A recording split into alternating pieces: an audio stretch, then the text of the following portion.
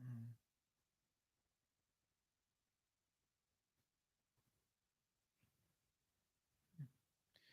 I was hoping one of my guys would pop in the chat. Make life a little bit easier. Let's see.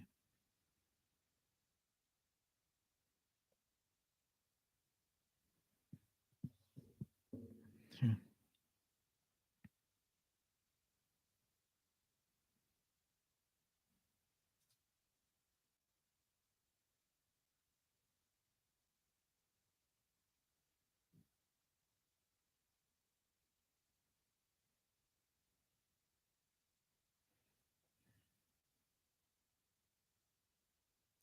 If you can hear my audio, oh, who's that? Never seen a team that doesn't pass at all. Coach Q is rolling over in his graves. Okay, so this game was a little bit interesting.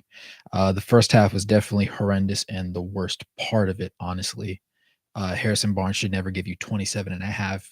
Really, he doesn't really get 27 in a game all that often. He hasn't averaged, as a commentator said, 20 points in his career.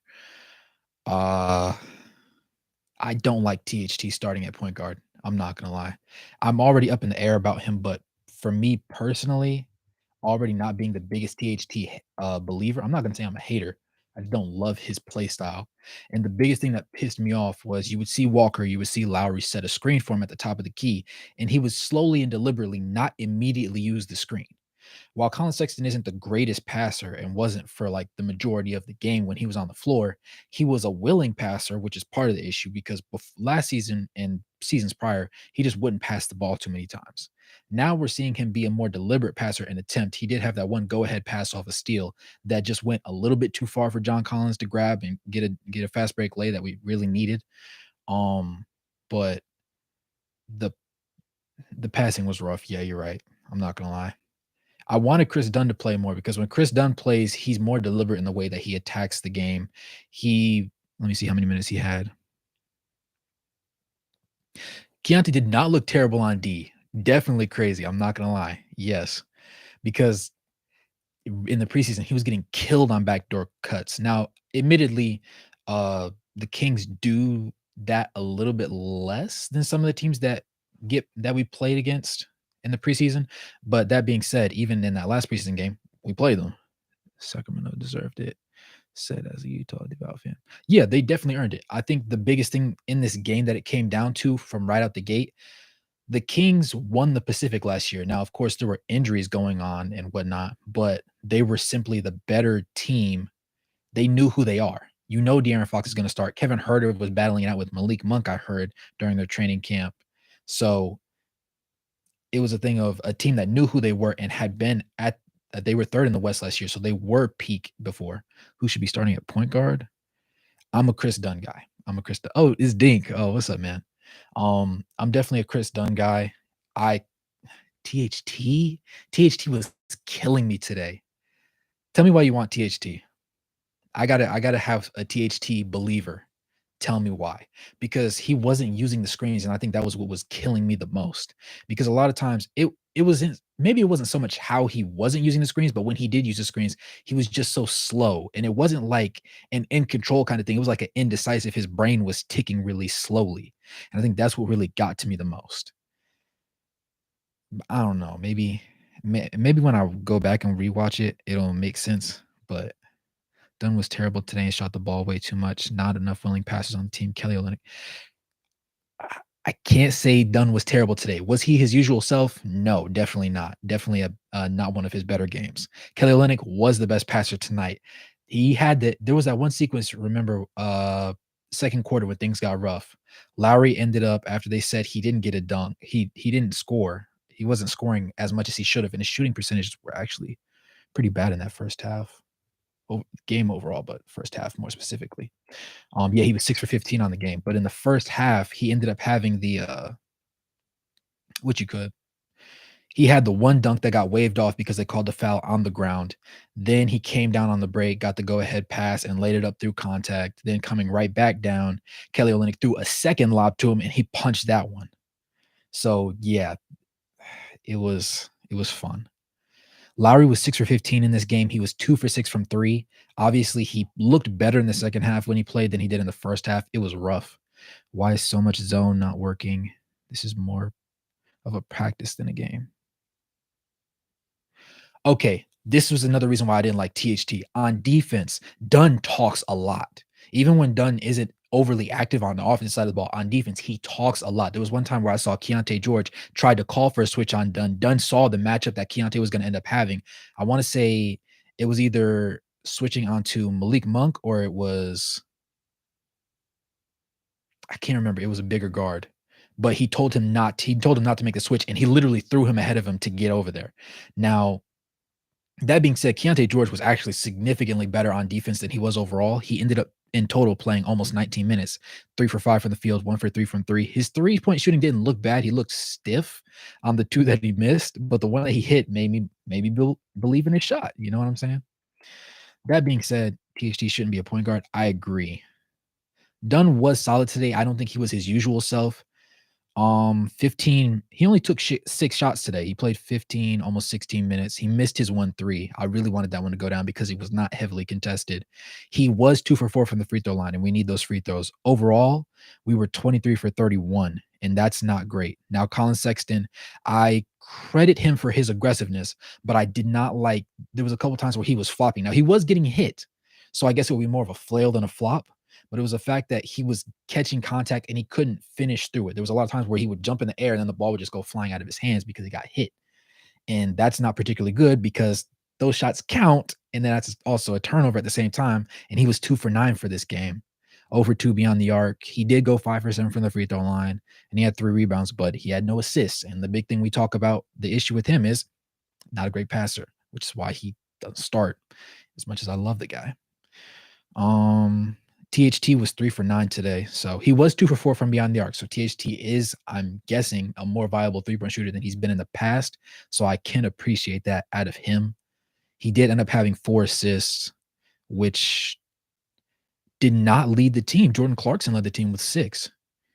Jordan Clarkson had a nice little run right there where he was just really cutting at the rim and got, I want to say 3 or 4.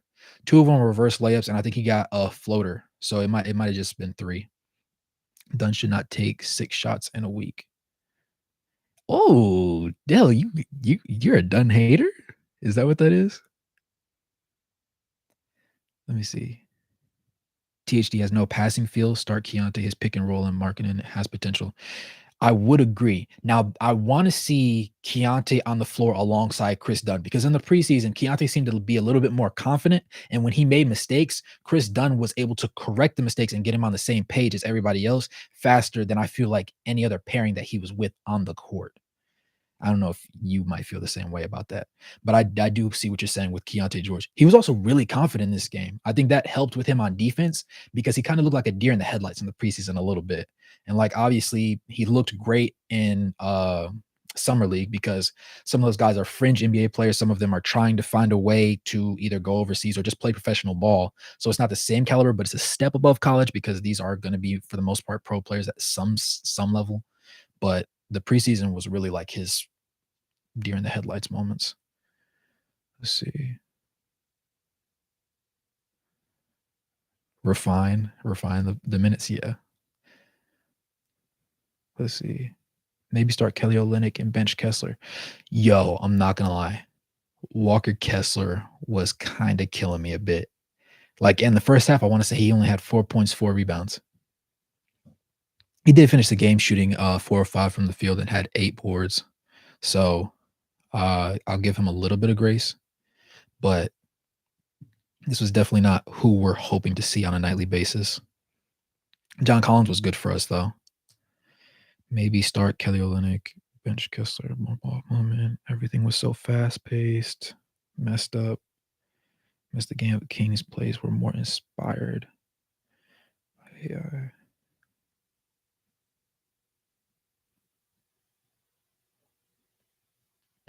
Yeah, that's a very interesting one. The offense seemed a little stagnant, like they didn't know what to do last year. It became Jazz competitive every night. Clarkson looked very comfortable. Yes. So let's look at the highs and lows. So Lowry started the game rough. Obviously, he finished the game with 19, but he shot 40% from the field, which isn't great. He did have a double double, 19 points, 10 boards. John Collins had 15 and 11. He only had I want to say he had 11 at halftime, which means he only scored two more times in the second half. He also didn't give it that many touches. But John Collins, I really liked the way he played. He did hit one corner three and missed two others. So his shooting touch, I'm gonna have to see like 5 games. A 5 game sample size will really tell us if his shooting touch is back. Obviously, after the last All-Star break, I made the video talking about how he shot 37% from three after that. So I think he's viable from that area, but I also want to see him do more than that because sticking John Collins in the corner doesn't help you on offense. Now, defensively, that gives him more energy to spend on that side of the ball, but John Collins can give you 18 and 10. So kind of want him to get as close to that as possible. 15-11 is pretty solid. Yeah, Walker had 8 points, 8 boards, and a block. Him and John Collins both had 3 personal fouls. I didn't agree with one that John got and one that Walker got. It was kind of tic-tac for me. Jordan Clarkson had 4 personal fouls. That's interesting. Okay. Let's see. Kessel looked winded all game. I would agree. Even though he played a few minutes, he just yeah, he didn't look like his normal self, which I was kind of concerned about, but I'm hoping that it's just something minor and not like a for the entirety of the season, they're not going to be able to run him consistently beyond 30 minutes because that would really suck. I think it also has to do with the pace because the Kings they're a young team, but like I said, Malik Monk and what's his name? Malik Monk and De'Aaron Fox both played at Kentucky together. So they have some of the best chemistry that two players can have on the court. And they played fast plays from when they were in high school up until now. And their offense is a derivative of what the Warriors run because Brown was obviously on the staff previous to taking the head coaching job with them. So the fact that they were able to best series last season, by the way, was Kings versus Warriors. So it wasn't surprising, I guess, that the Kings won this game. And I do like that the schedule for the Jazz is going to be as difficult as it is starting out. At first, I didn't really like it, but then I thought about it, and it's a thing of the Jazz are going to struggle in their first games anyways. I'd rather them go through a trial by fire and face off against the hardest teams that they can play, and then they really know how bad it can get because from the bottom, the only way to go is up, and it's better to start off, rough against Denver or Golden State or Sacramento than to start off rough against the Jazz, or excuse me, not the Jazz. What the Hornets. I was thinking the Hornets. I don't know why I said the Jazz, or like the Wizards or something like that. Because yeah, those are going to be winnable games, but you're not going to learn as much about what you need to improve as a unit entirely across the board from 48 minutes of playing a team like that. You'll see little things, but you won't get exposed as much. And you want to get exposed as much early because if you lose 10 games at the beginning of the season, excuse me, if you could lose 10 games at the beginning of the season, it's not going to affect you as bad as if you play those same rough 10 games at the end of the season when you're trying to decide if you can be a viable playoff team or if you think you're going to end up being a lottery pick. Because facing, 10 of the top teams in the league towards the end is just not ideal in any situation, way, shape, or form. Let's see. He said THT is too worried about getting his bag next season. Try to get stats. It's a problem. I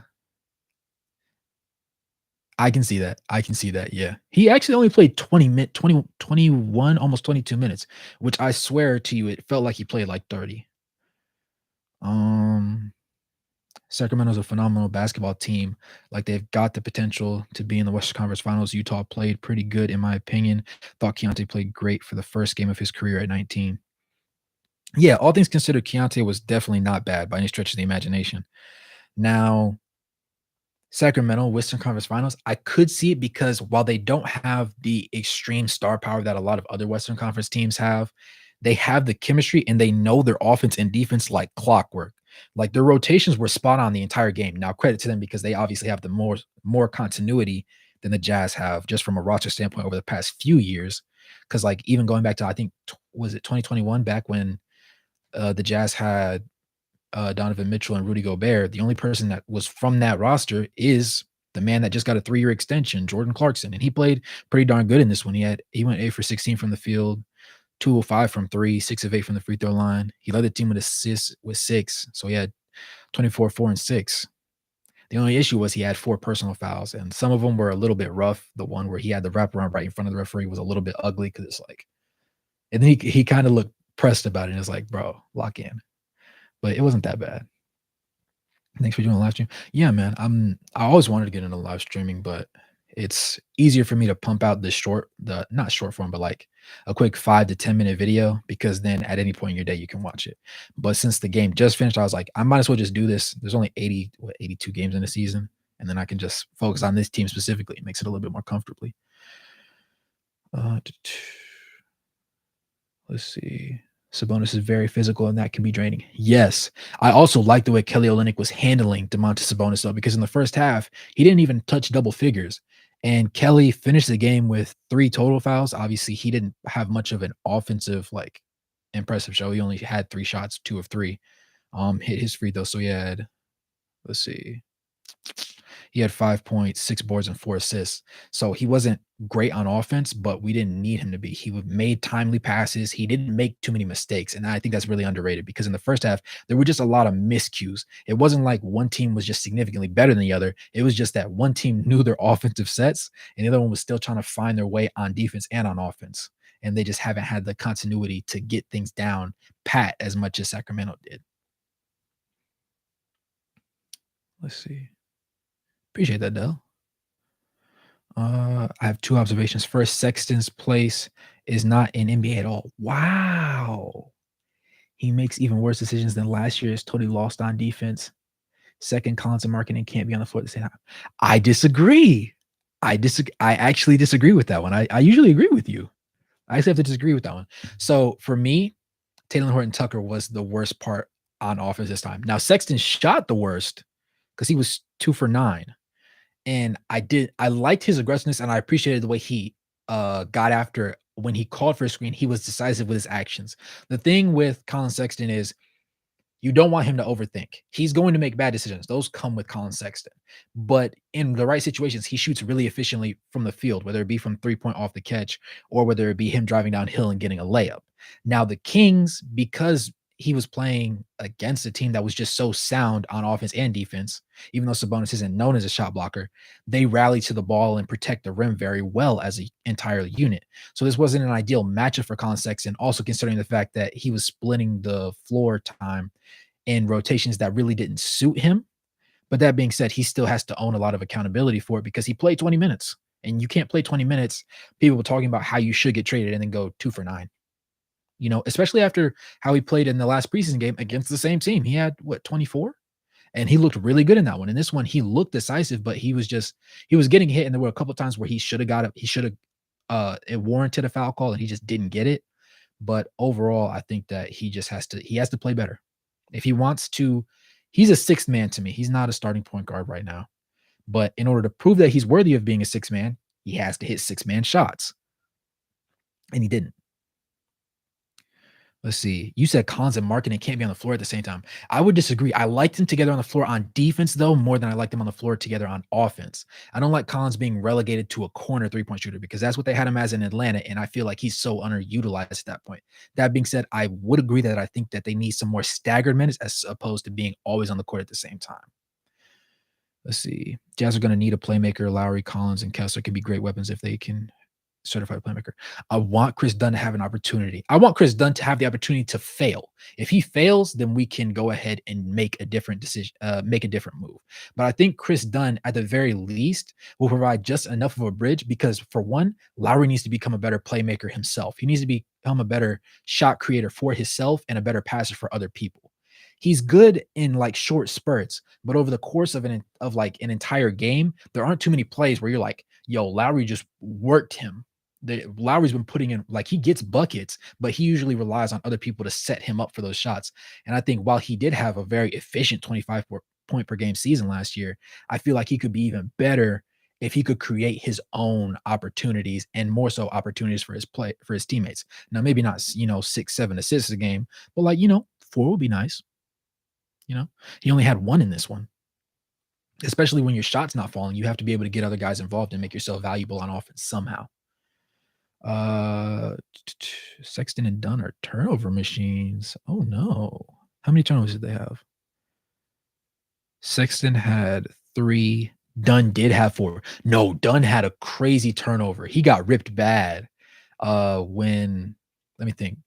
But that was against De'Aaron Fox, so I kinda expected that to happen at some point. He that rip, De'Aaron went down, passed the ball back to Malik Monk, who dunked, gave him a complete facial, and then decided to get Buck at, all 180 pounds that he is. Dunn shoved him off and then got back, stripped De'Aaron, got a dunk of his own as Malik Monk ran under the rim, but he didn't say anything. He just got back on defense. We're losing. We got to be a better team. He just took it on the chin, and I respect that. But yeah, Chris Dunn was very turnover prone today. I didn't even realize that. You caught me there.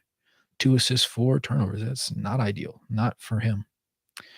Um, can't win games if that keeps going. I agree. We really need to use. We could really use. Yeah, yeah. Mike Conley. You never know what you have until it's gone. Sometimes. Appreciate the way you go on your way to do jazz content. Your channel there's so much attention. One of these days we'll get there. One of these days. Probably. I want to get to, if I can get to 1,000 subs by the end of probably like mid-December. That's what I'm shooting for. If I can hit that, I'll definitely be good. Yep. Kelly is always in foul trouble, so 3 fouls was impressive.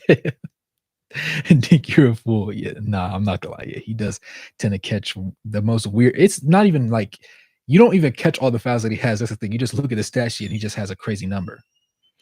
Who impressed me the most? Jordan Clarkson. Jordan Clarkson definitely impressed me the most because it was a thing of I'm not the highest on Jordan Clarkson. I don't even have a video on my channel directly like relating to him as a player. Not because I hate him, but he just always struck me as like a streaky shooter, but all he does is score. He doesn't play defense well.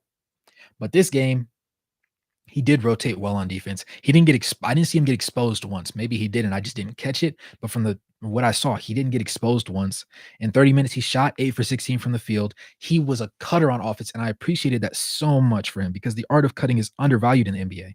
Yes, everybody can shoot threes. Yes, everybody can dunk the ball, but it's so much easier if you don't have to dribble. If you can get one back screen, you can go to the rim and the person that's out on the perimeter sees you and actually delivers the ball fast enough for you to get an easy layup instead of throwing the ball late. And then now you have something contested or you're getting body contact. Will the ref call it? Maybe, maybe not. Just the opportunities that he created for himself. He had 3 straight layups at one point in the game when it was, I want to say the Jazz started when the Jazz, I want to say, had 68 points. Then he had a reverse, second reverse, and then he had just a floater right after that. All 3 of them off a pass. He didn't create for himself on any of those 3 plays. And I didn't even realize he cooked up 24. I thought he was closer to 15, but that's an efficient game. Let's see. Jazz have 1 good guard, 1 decent, 1 and 1 rookie. The rest missing ways.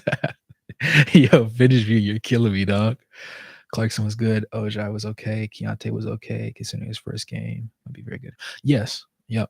Confidence is a lot of things. And well, like Chris Dunn said in the preseason, Keontae just has to be confident in his ability to play the game because if he isn't confident and he isn't comfortable, then he's going to play worse. He's just one of those guys where when he puts his head down, his performance goes down too. But when he feels good, even when you can make mistakes. Everybody's going to make mistakes. Every rookie makes mistakes. People that are 10, 15 years in the league make mistakes. As long as Keontae feels comfortable making those mistakes and getting back on defense and not turning the ball over and putting his head down, he's going to have a bright future regardless because he has a talent. He has the skill set for it. And he doesn't have too much Colin Sexton in him, if that makes sense. And I know that sounds like a bad thing. I love Colin Sexton, but he doesn't have too much of the let me get a bucket, let me get a bucket, let me get a bucket. I have to get a bucket. He's a lot more calm. He's not as quite calm as I would say Chris Dunn can be as a floor general. And I think that's why I like the pairing of them well together, because if you can take the good parts of Chris Dunn's game and give them to Keontae George, chef's kiss. Just add a little bit of extra playmaking, a little bit. But defensively, he'll benefit the most from playing alongside Chris Dunn because Chris Dunn plays defense hard. Let's see. Totally agree with you said. Lowry, Collins lined up on offense. Collins getting more than just a corner 3 needs to happen. Most definitely, yeah. Highlight of the game was when Dunn stealing the dunk. Yes, he definitely needed that dunk too because he got put on a poster. I'm not gonna lie. The thing is, I like the Kings because of their style of play, but I didn't like it because I was watching the game for the Jazz. So I'm watching it and I'm like, "Yo, what are you doing dunking on him like that and getting up in his face? Get out of his face, bro. You haven't even done that much. How much did Malik Monk have in this one? Maybe he did and I just didn't catch it. Mm, he had 10 points, 2 boards, and 7 assists. Nah, okay, yeah, never mind. I don't care. He was 4 of 12 from the field, 2 of 9 from 3. So, yeah. Yeah, he had a bad shooting night. Nice passer though.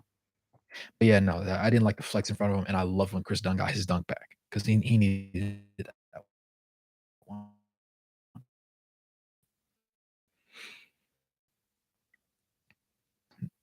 Had the same problem that Laurie had.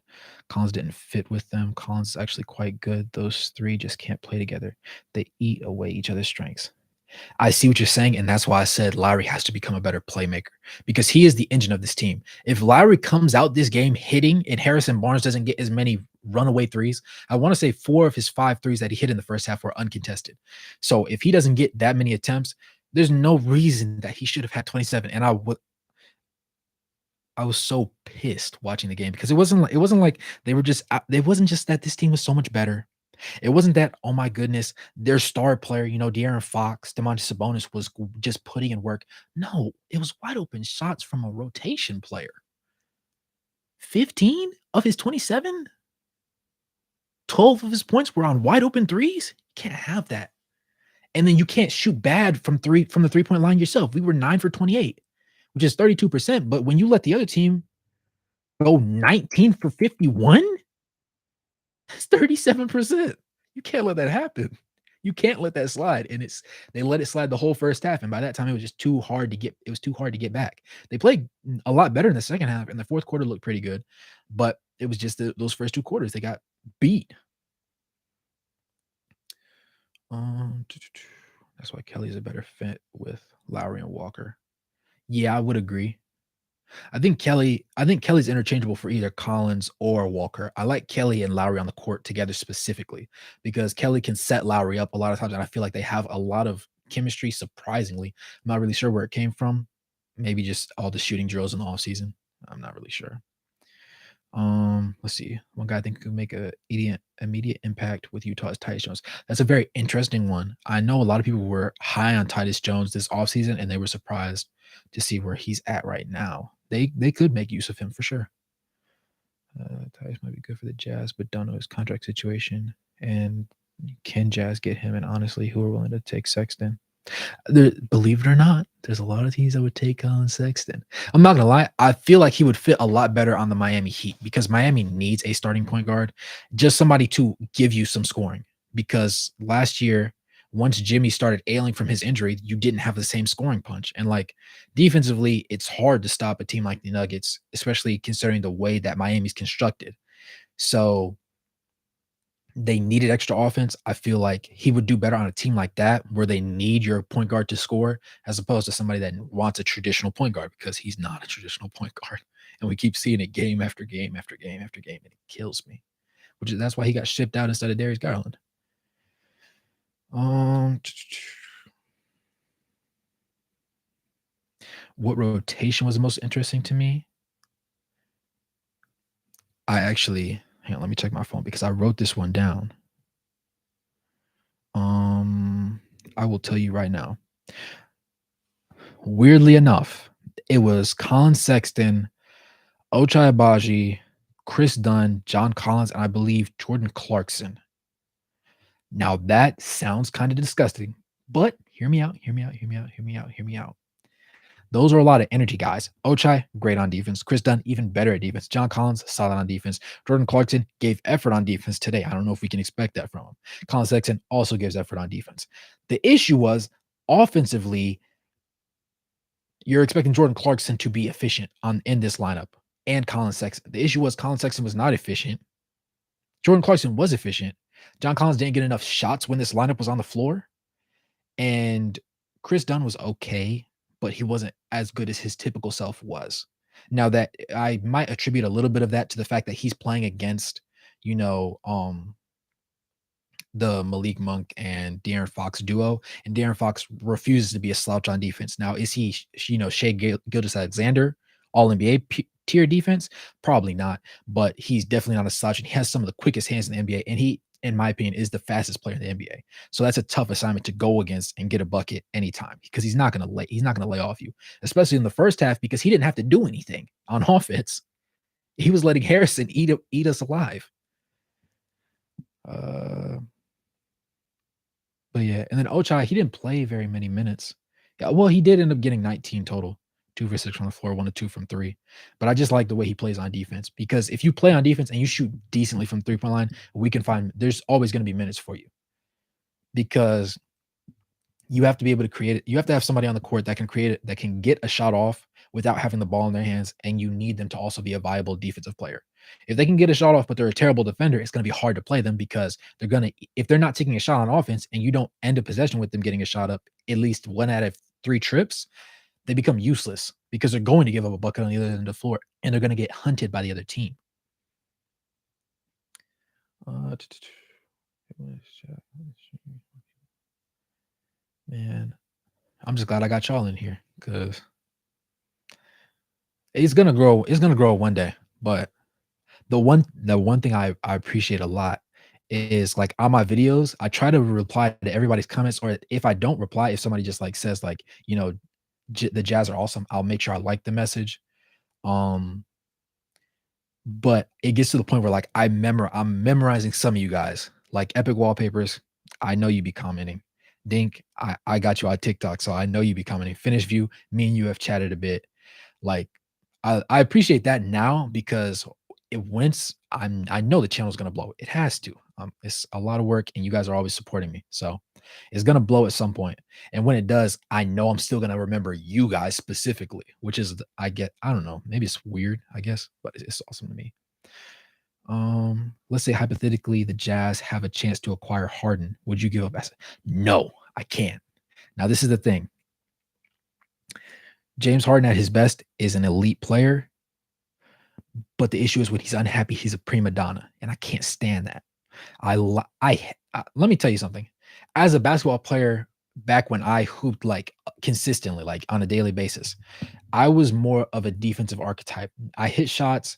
I didn't need the ball in my hands on offense, but I loved playing some lockup defense. And so I hated people that love James Harden because he had that step back that I've learned the game and I understand it's legal, it's fair, but he didn't play great defense. And that pissed me off so much because there was a stint where they were like, he's shooting tour days because I want to say it was the month of February when 1 year when he was with the Rockets and he was going like 1 of 17, 2 of 14, like from 3 point range. And just the media just completely ignored it. But my thing with him is in today's game, he's a solid player. He's not the same person he was before, but he can give you, 20 and 10, sometimes 25.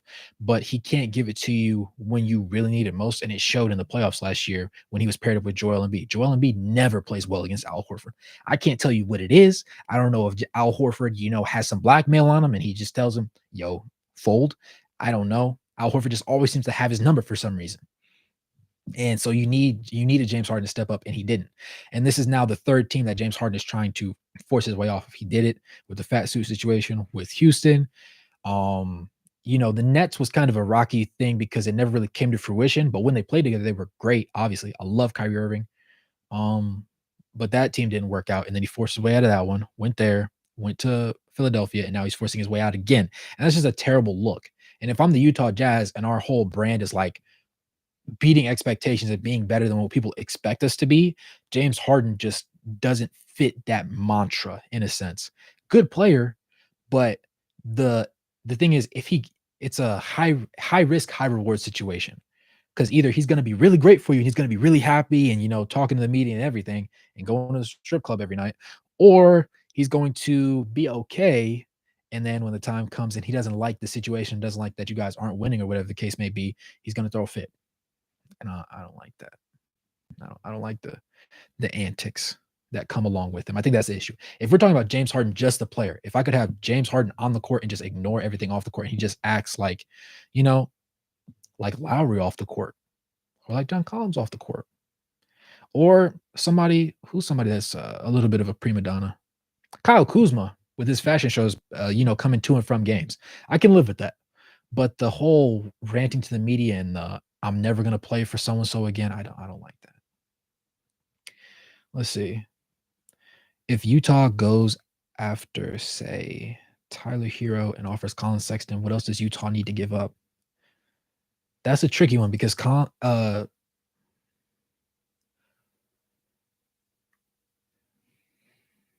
would be willing to give up THT as well because that would clear up some extra space because you can't do a one for one with guard play, because it still creates the issue of having like 6 players between point guard, shooting guard that need minutes. So I'm sending THT with him, and I might send him a first round protected pick probably because I want to say it's like something crazy. It's like 14 over the next 4 years.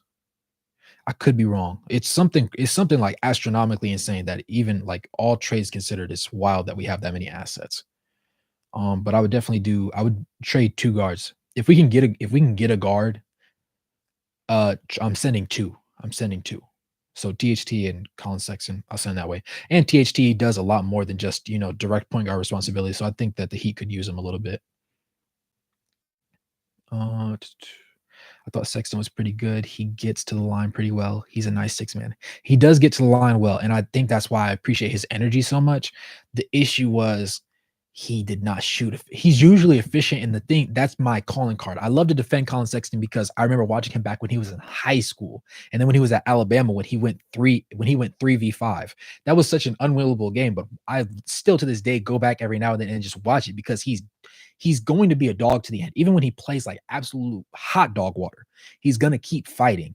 And I have to appreciate it. And I appreciate it more when he's hitting his shots. Tonight he just didn't hit his shots because I can't live with 2 for 9. If he goes 4 for 9, I can live with that. But 2 for 9s isn't something that I can take. I don't want to buy that. Mm, Sexton is getting too much hate. He's an energy guy.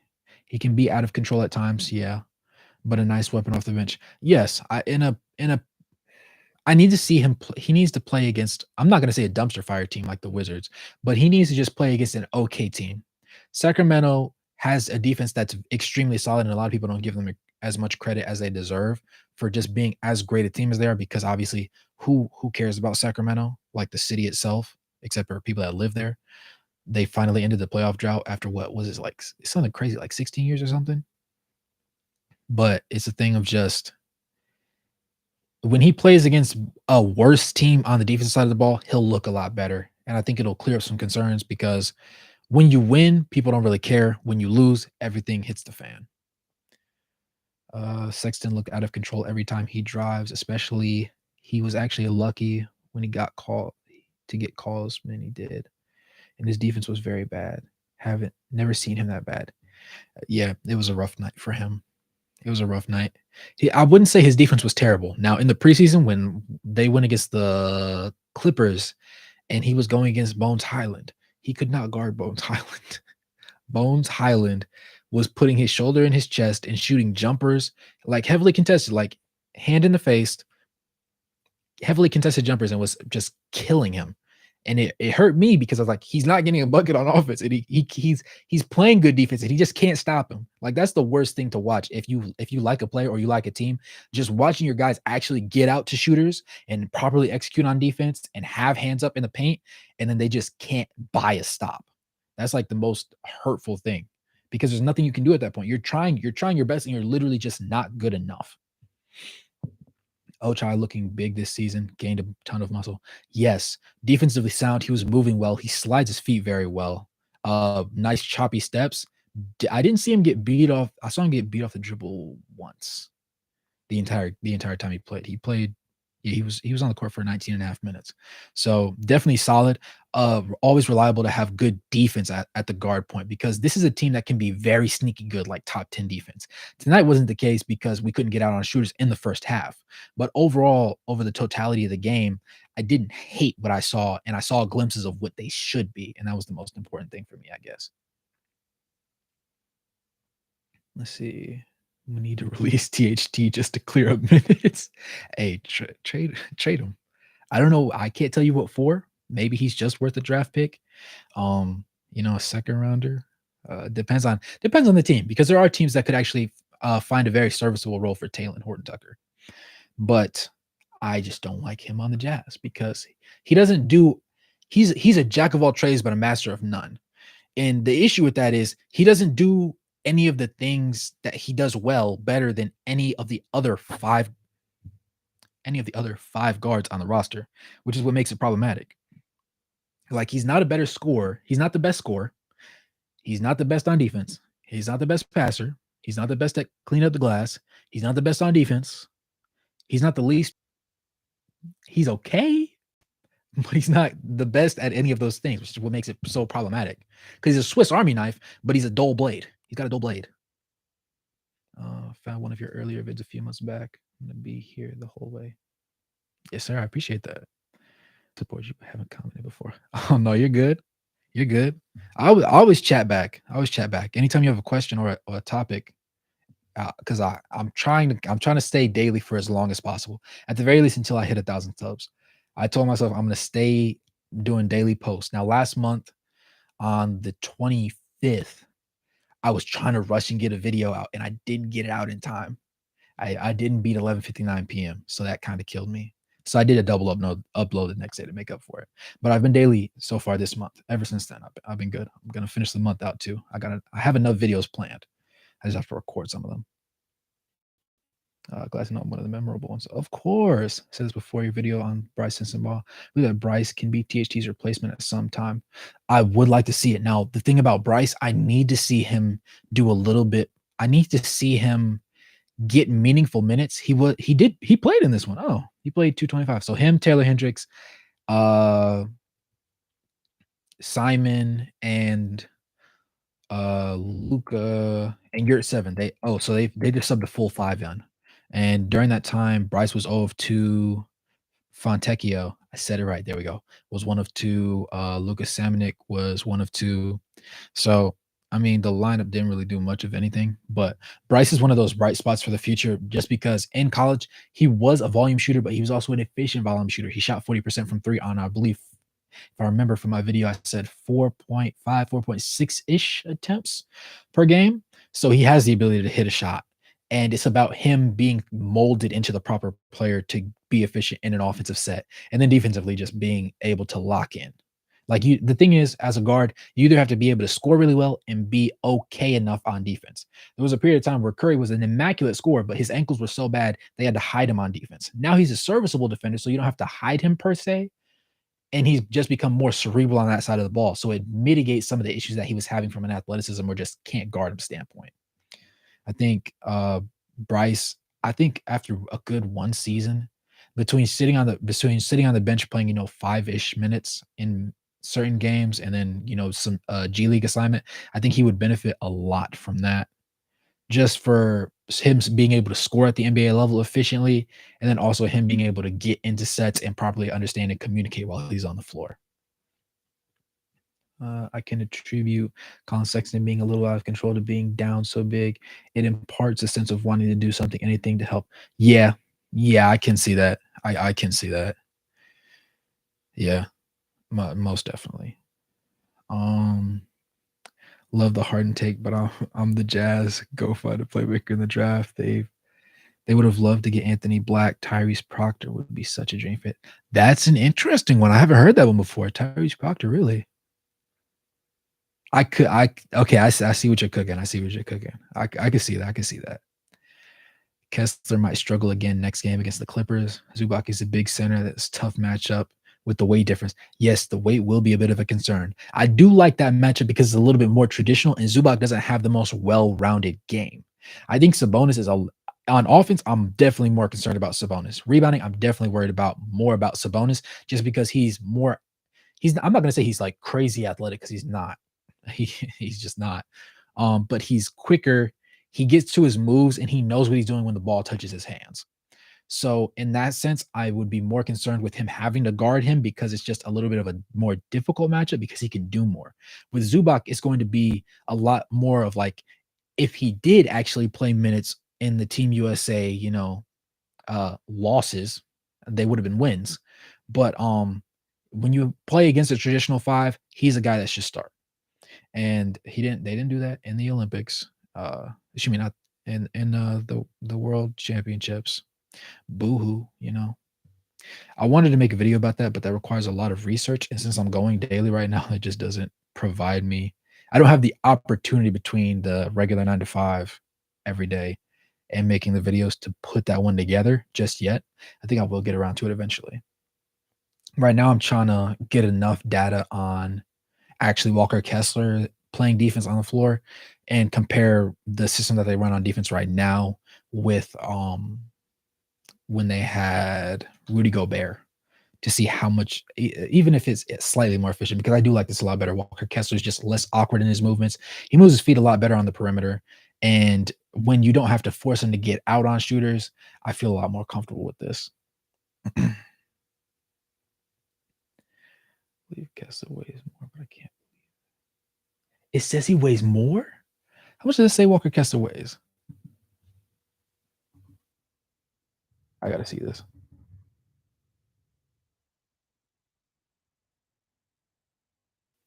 240. I was gonna say like 245. That's crazy. It's actually really good size. Yeah. Uh, I can't do kilograms to pounds. 100 what's 108 kilograms to pounds?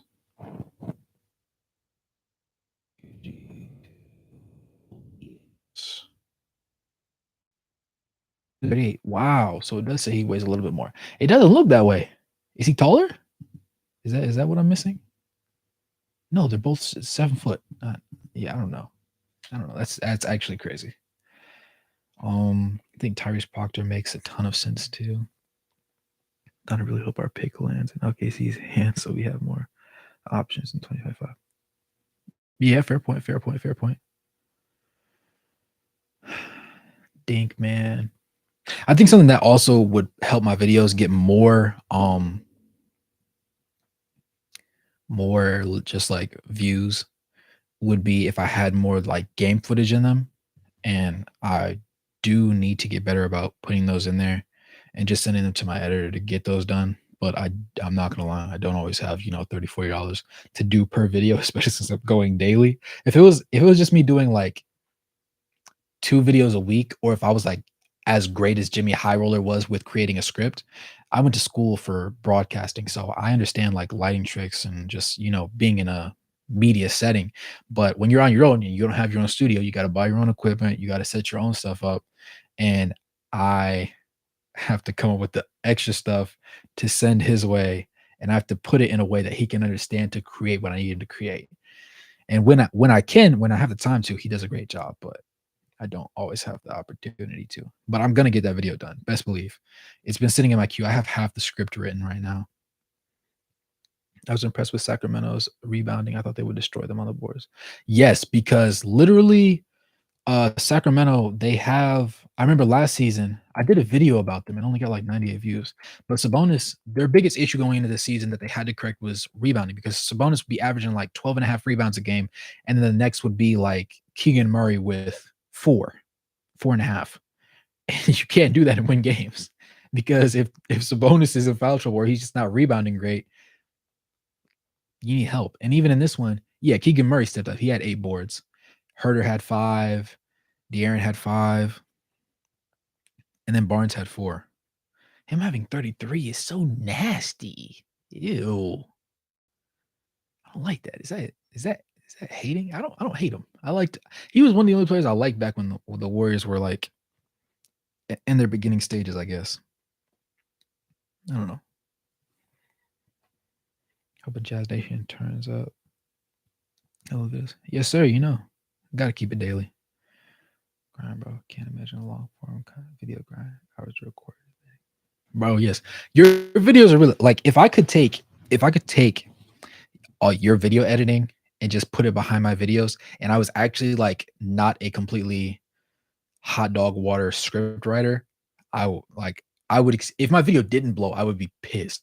Like just like a cool little 12-minute video, 12-minute video, nothing too crazy. But yeah, And then I have issues with the copyright things too. Why are you a Jazz fan, by the way? LOL. Okay, funny story. So I actually am out in North Carolina. So I grew up watching the Charlotte Hornets. And as a kid, they used to have it was called the it was Papa John's 90. That was a discount code because of the Papa no, it was Hornets 95. Because back when they had Kemba Walker and Al Jefferson, if they scored more than 95 points, you would get 50% off your order of pizza because they didn't always go over 95 points. They would always hit 90, but they would never really get 95. And they were a defensive-oriented team, and it was, like, cool to watch because I like defense, but, like, for people that like, the theatrics and the high flying and everything, it just wasn't there. So when I started my channel, I just spread out a whole net. I was just like, whatever fans from different teams I can get, that's what I'm gonna do, and then I'll cater to you guys as I go. And I wanna say it was towards the end of September, and I was like, "Dang, these jazz videos," like, I would do, like, 1 or 2 jazz videos a week, and they would hit 1K, and I was like, "Dang, why are these all hitting 1K?" And then everybody else, this one about the Wizards has 200, this one about the Hornets has 300, all these other ones have, like, 100, 90, 60, 200 views, but these jazz ones are going crazy. I don't even have that many fans. Like, I know I have some jazz fans, but, like, my son's videos should be going crazy too.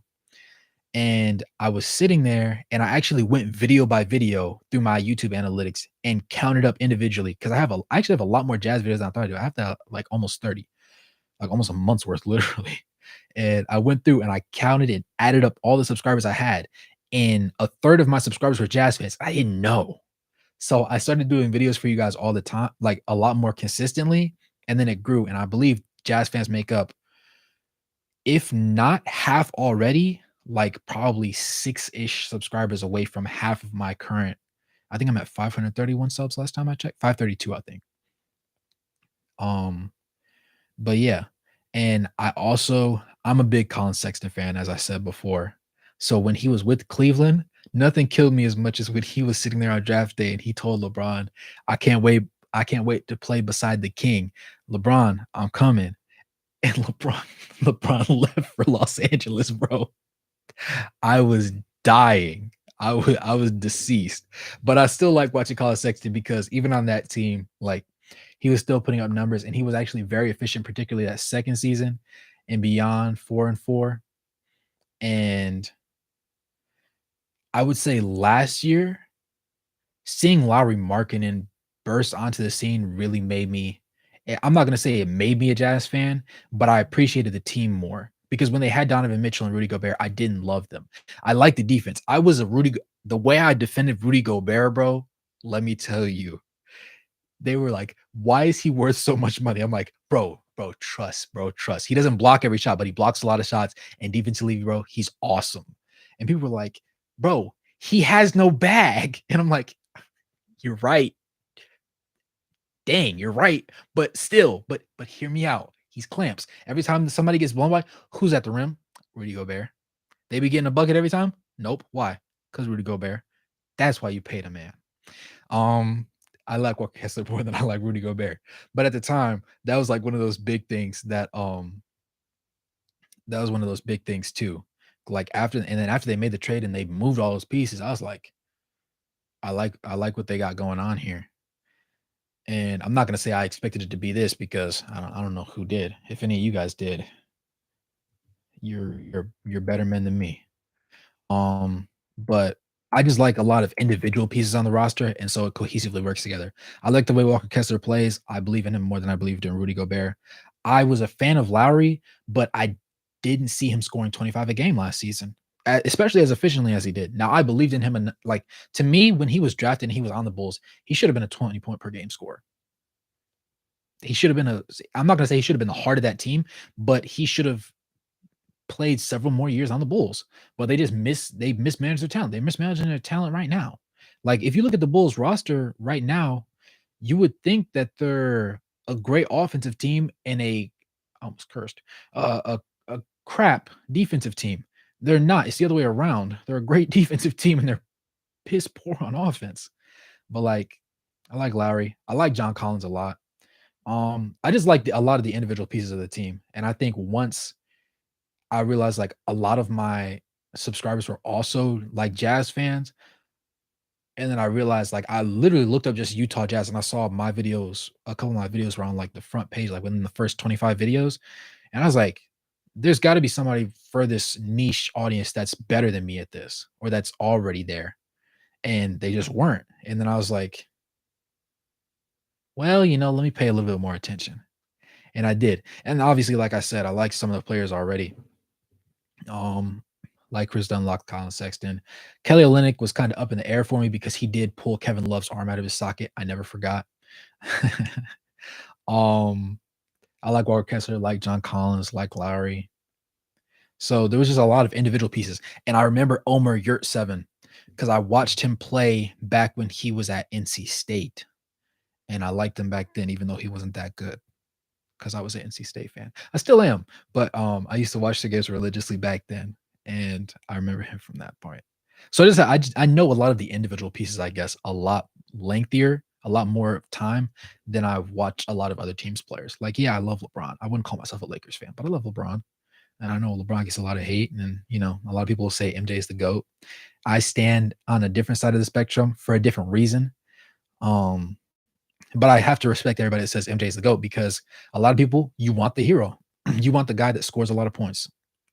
You want the guy that when when when nope, when life gets tough, when anything gets tough, you want the hero that grabs the bull by the horns and says, "I got this." LeBron doesn't always say that. He says, "Oh, he has the highest percentage shot. I'm gonna make the right play and pass it to him." That's not sexy. It doesn't, everybody doesn't like that. You want the guy that's gonna go bust the first guys behind, get to the second level, and hit that shot or take that shot. Whether he hits it or not, you're gonna be like, "Oh, well, he was the best player on the team. That's a shot he had to take." A lot of people feel that way about LeBron, and he doesn't take those shots just because he's a player that's in his head. He's gonna make the highest statistically probable, like he's gonna make the decision that gives him the best probability to win. And I guess me as a more analytical person, I appreciate that a lot more. But at the end of the day, nothing hits like the old MJ busting people's behinds. Those videos never get old. They never will. Al Jefferson was nice back in the day. Boy, let me tell you, even when he was younger, when he was on the Jazz, he was nice. Even when he came to the Hornets, he was still decent for a minute there. Even you don't agree with me. Starting point of a debate, nothing more. Yeah, and I'm not gonna lie. That's another reason why I really like the Jazz, and more so just the community of the Jazz because we can disagree in the comment section and have a conversation. And who was it? I can't remember his name right now. I can't remember his name. He's not in the chat with us right now, but he said in one video like uh it was either something with my camera or something with my audio, and then he critiques and he's like, could you alter it this way? And he said, I don't want it to come off as hate or disrespect because I'm not trying to do that. And in my head, the way he worded it was just fine. It was just like, hey bro, constructive criticism point da da da da. And I was like, cool, I appreciate that. Anytime, like, I need to get better. And if everybody's just like, yeah, you're doing a great job. Yeah, you're doing a great job. Keep doing exactly what you're doing. I'm not going to get better. It's the same thing with players. You don't get better unless somebody critiques you, maybe not calls your thing, garbage, but they're like, hey, you might want to try doing this. If you don't, cool. But I said my piece. I said my suggestion. And then he did. And I made the adjustment. I was like, next video, I was like, hey, is it better now? He's like, oh yeah, for sure. I was like, I appreciated the suggestion. It was no disrespect.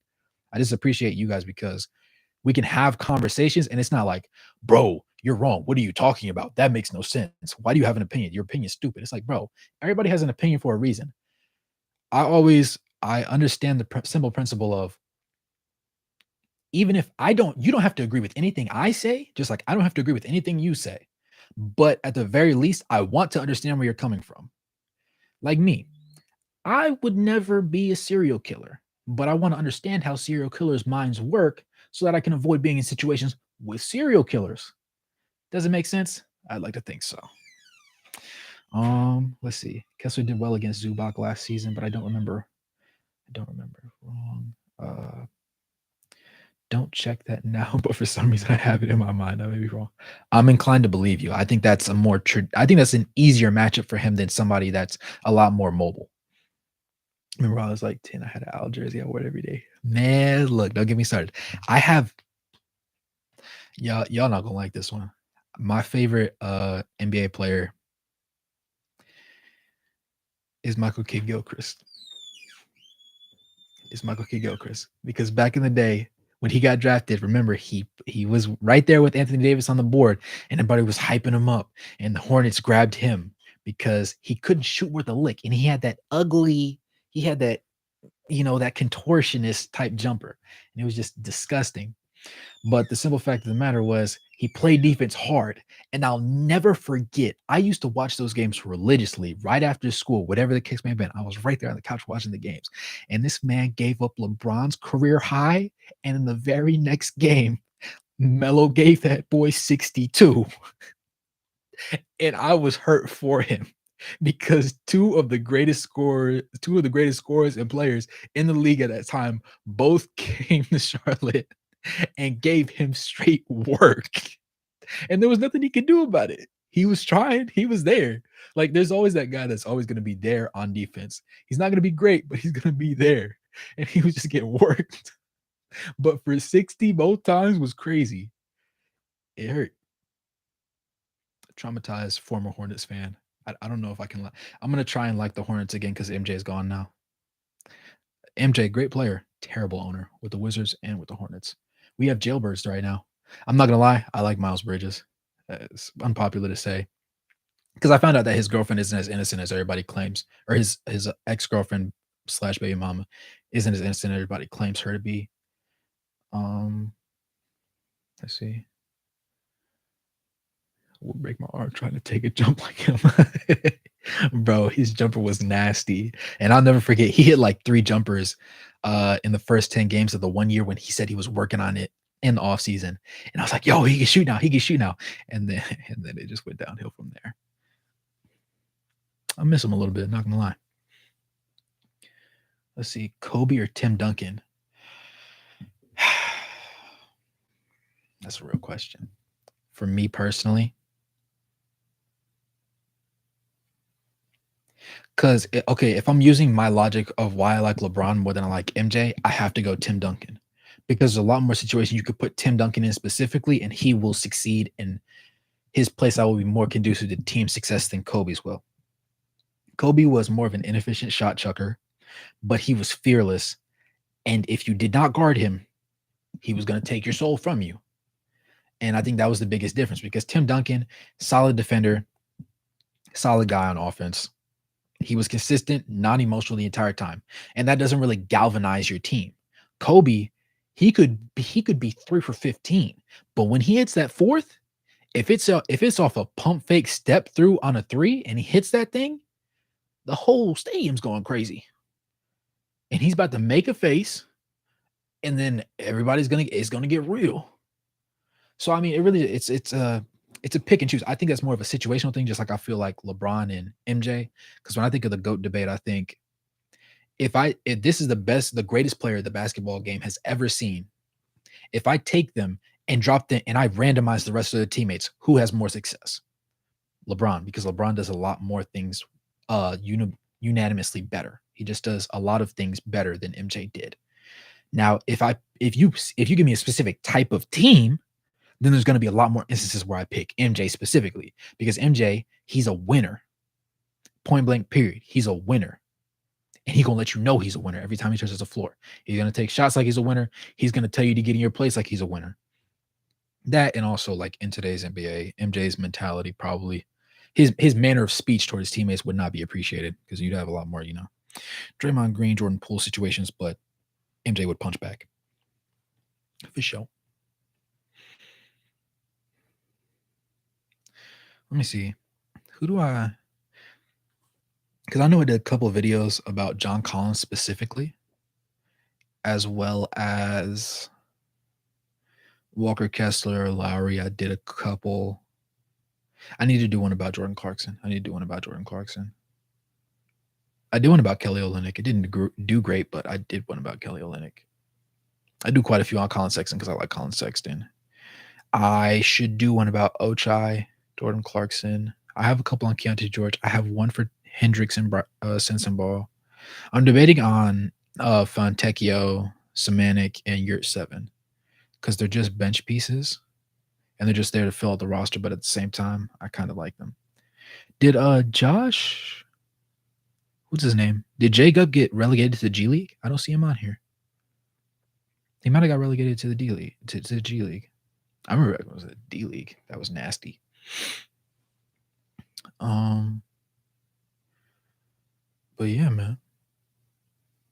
Overall, not a terrible game by the Jazz. The first half was definitely uglier than the second half. I appreciated the fact that they kept fighting through it, even when they were down almost 20 points. Like the game never seemed terribly out of reach. Like it seemed like at any moment the tide could change in the second half, even though it just didn't. But I appreciated the effort that we saw all around. Walker needs to be better. Collins was solid. Lowry needs to be better early on. He needs to win. He needs to be able to win his matchups early in the game because the team goes as he goes. And if he goes bad like he did today, the season's not going to look too great. Somebody said that in the comments for one of the more recent videos. I still believe what I said. Now I just feel like I could say it more kindly because you were his fan. Oh no, no, no, no. At the end of the day, you feel how you feel about players, and as long as you can uh debate and properly explain why you feel the way that you feel, I take no issue with it. We can always have a conversation. That's the thing. That's the great thing about social media these days. You can have an intelligent conversation with literally anybody. And I just happen to be a Colin Sexton believer, and you don't. But you can tell me why you don't agree with me that he's not a Colin Sexton believer, and I can tell you why I think he should be a good player. He's not a good player right now, this game at least. But we can both be objective in the fact that we understand where each other's viewpoints are and just agree to disagree, and that's a great thing, and I appreciate that because a lot of people can't do that on the internet. It's always, I'm right. Why don't you believe I'm right? I should be right. You should believe me. And that's not ideal in any way, shape, or form. How did the other games tonight go? Let me see. Let me see. Let me see. Clippers are busting the Portland Trailblazers 115-93. Orlando beat the Rockets 116-86. Goodness. Boston won against the Knicks 108-104. That was a lot closer than I thought it would be. Washington, the no defense Wizards lost to the Pacers 143-120. Charlotte beat Atlanta. Wow. Well, I'm gonna look at that later. 116-110. Who else we got? I can't tell between this Memphis and Toronto game. They both scored 90 something points.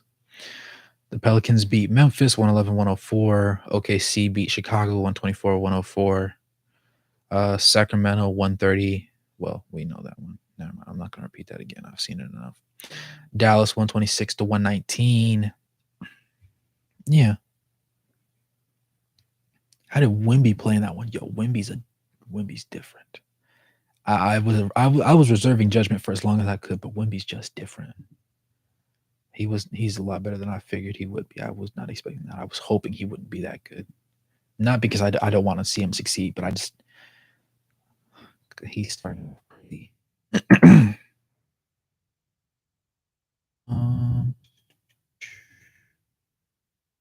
Melo was 4 of 15 on the field and they won.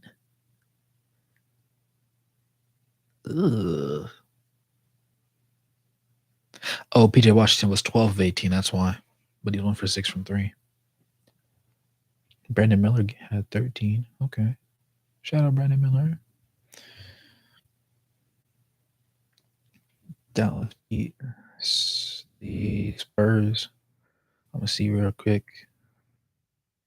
Spurs had Victor Wembanyama 6 of 9 from the field, 3 of 5 from 3. Missed his 1 free throw, 5 boards, 2 assists, 2 steals, 1 block, 5 turnovers. Ooh, that's a little rough. And 5 personal fouls. Oh, looks like somebody found a recipe for success against him. But he had 50. He had 15, 5, and 2. But yeah, we were definitely live a lot longer than I thought we would be. Not gonna lie to you. A whole hour actually. But that's good though. That's good. Good conversation. That's good stuff. Any more interesting thoughts, questions, or ideas about the game? between anybody before I call this one a night. Get ready for the morning. Let me see who we play next. Actually,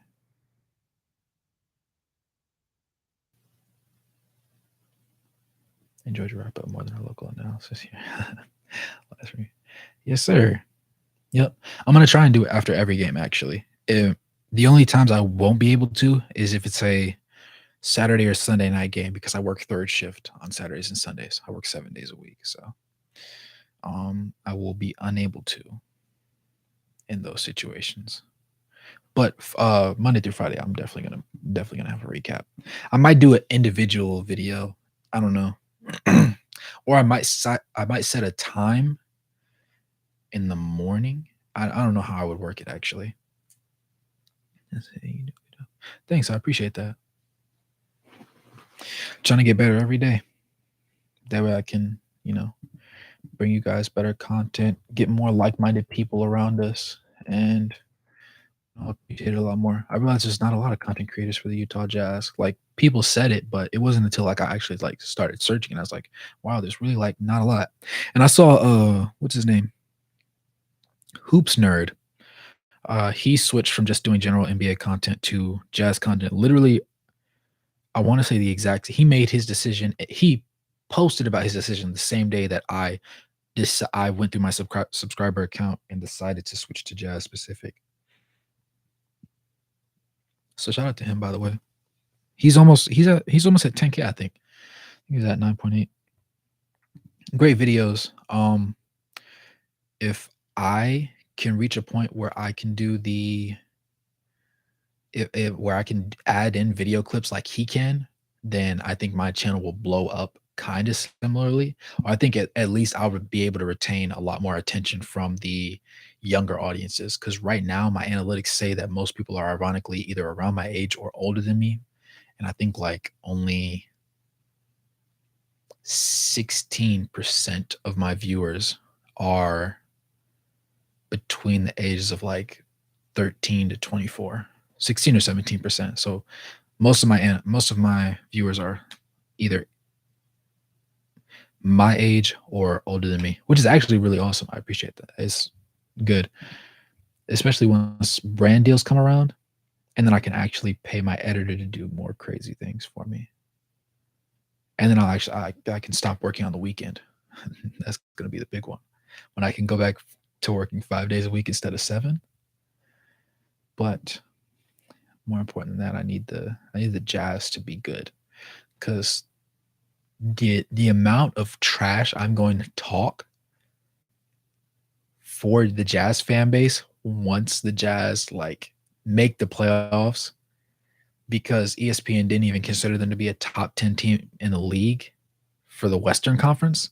I found it to be highly disrespectful. I understood why they did it to a certain extent when I look at certain teams. Like I understand why some people would pick OKC over Sacramento because they have Shea Gilgeous-Alexander. And he is the best right now, the best two-way player in the game. And the Utah Jazz don't have a particular player specifically like that, but I think the Utah Jazz commodity of pieces can go toe to toe with them. At the very least, until I see enough of Chet Holmgren to change my opinion on things. I don't know, but let me see what the next 5 games are looking like. So Clippers, Suns, Nuggets, Grizzlies, Magic. So it's gonna be rough. We could. That makes me wish we really got this Kings game low key, because that basically means that the Clippers is gonna be a very hard game to play and win. Fully healthy and them going like gear 10 is gonna be a very hard game to win. Um, against the Suns, similar thing. Nuggets, similar thing. So really, we're looking at if I'm being completely honest and just straightforward, no bias, unless we steal a game against the Clippers, we're probably starting the season out 0-4. Against the Grizzlies, that's a game that we need to win. That'll push us to 1-4. Then we play the Magic, 2-4. Timberwolves, on the road. If Karl Anthony Towns and Gobert haven't gelled well enough yet, that's a win. That's 3-4. And then the Bulls, that's 4-4. Then we play the Pacers, Grizzlies, Trailblazers, Suns. So the next hard team that we'll have to go against will be the Suns after that point. But we have to get the ugly losses out of the way now. These next coming 3 games. And then we play the Grizzlies. And it's gonna be a tough game, but that's gonna be the most winnable game. And then we play the Magic in that. You need to win that game. If you're a team that you think can make the playoffs, gotta go. Gotta win that one. I think Utah will have a nightmarish first 10 to 15 games. After that, once they get comfortable, they will surprise. It's gonna be a rough because like I said, the first 4 games we're probably dropping. We have Grizzlies, Magic. So out of these games, I love the Magic. Timberwolves got Anthony Edwards, and he was cutting up in USA basketball. So I don't know about that one actually. Bulls, like the Bulls. Pacers just work on somebody. They got Tyrese Halliburton, so I don't know about that one. Trailblazers, give me them. The Suns, we play the Suns back to back on the 17th and the 19th. Then the Lakers, then the Trailblazers again, so that's 4 games. Pelicans, if Zion Williamson plays, that's going to be a tough game, but I still think that's winnable. That's 5. Play the Pelicans again. That's 6. Yeah, so ooh hard because there's not a lot of teams that outright the Jazz have more talent and more star power than. There's just not that many teams in the league there. That being said, there's going to be a lot of tough games that are winnable. Like when we play the Thunder, that's a winnable game. Timberwolves depends on what Timberwolves show up. That could be an easy win, and by easy I mean like win by 9 to 14 ish, or it could be if they bring their A game and we play like we played tonight and miscue on getting out on shooters, then it could easily swing the other way, and we look at down 10 in a loss. That being said, I don't like the first part of this season at all, but I'm glad that the tough games are getting out of the way now. Because if you're gonna lose the good teams, because it gives you a lot more footage of stuff you need to work on, and everybody gets exposed. So that way, when you play against the mediocre teams, cakewalk for one, because they're an easier team to play for one, and for two, you have enough film and you've went over the tendencies that you need to clear up, and you've hopefully been working on them in practice and in the games that you lost. Honestly, I think you already talked about this. I know it's late, so we can talk about it next time. What do you think of our 4 guard rotations? Okay, so yeah, hoop. I like hoop nerds too. I tried to avoid watching other people's videos that are about a topic that I plan on doing until after I've made my video and I at the very least schedule it to upload. Some days I'll have like 2 videos that I'll have 2 days of videos ahead. I have tomorrow's video planned. I had an idea for one and I lost it while I was watching the game because I was getting pissed. But Hoops Nerd, I like his videos. I like the way he edits. I feel like his camera could be a little bit better. I mean, my camera can be a little bit better, but sometimes this screen throws me off a bit. But I like the content, the way that he brings. He had one take that I didn't like though. I can't remember what it was. He said that it was one game. He said something about Keontae George. No, he said Keontae George played great. Oh, so you're right around my age. Yeah, I'm 23. Hey, most of the guys. He said that Chris Dunn looked better in the preseason because he played alongside Keontae George. And I don't know why, but I felt so strongly the polar opposite about that way. Like I literally, my face contorted when I heard him say it. But I had already made my video about it, so it didn't matter. Now, I'm not going to lie. Nothing will humble you as much as when you make a video and then a content creator that you know is better than you makes the same type of video and they just blow yours out of the water. Jimmy High Roller did that because it's Jimmy High Roller. When he did that, I was sick to my stomach. But I watched this video all the way through and I had to suck that one up. But to answer your original question about the four guard rotations, um, I would have to say I think it can work. And I know that's a bold thing to say, but it depends on who the four guards are and how comfortable they are playing with each other. Chris Dunn and Keontae George can coexist together. Throwing THT, things get shaky. Colin Sexton is hideable. I like I would like Dunn, Keontae, and Ochai on the court at the same time. I want to see that. And then for the fourth,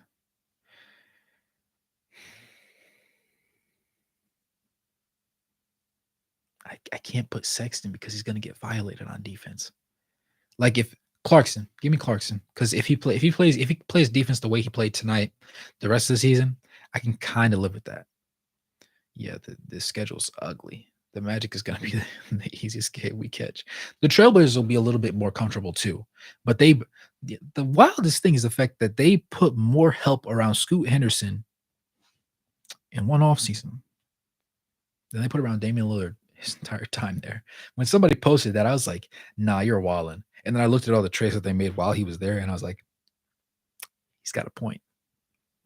But yeah, I think 2-3. What you mean? Uh, Tatum. What you mean by 2-3? As in like zone, as in zone defense, or let me know. But yeah, man, this hoops nerd has a man crush on Keontae, which is okay. But I like having done and Keontae like at the same time. I'm gonna agree. That makes sense then. Okay, yeah, I agree with you on that one. I love Chris Dunn. I feel like the start to this game would have been a lot better if Chris Dunn was on the floor. THT was not rotating great on defense, and offensively, he's not decisive. There was actually one time where Chris Dunn cuts from the right corner when they were going when they were going to the left of the broadcast. He cuts from the right corner around a screen and comes past the rim. THT sees him and held the ball too long and then threw him the pass that instead of guiding him to keep his positioning towards the corner, he threw the pass at towards the rim. So he had to curl back out, catch the ball, and then go straight back at the rim at two bigs that were waiting for him at the rim. And so he missed his shot and there was no foul call.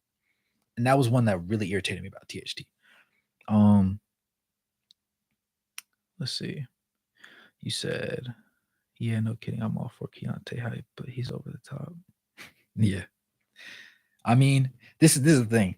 I think partially he genuinely believes it all the way, but I think the other thing is if he tunnels into it enough and Keontae pans out the way that he's supposed to, he gets to be that number one guy that says, "I knew it," because all his content is going to say that he said he knew it. And so, credit to him for that one.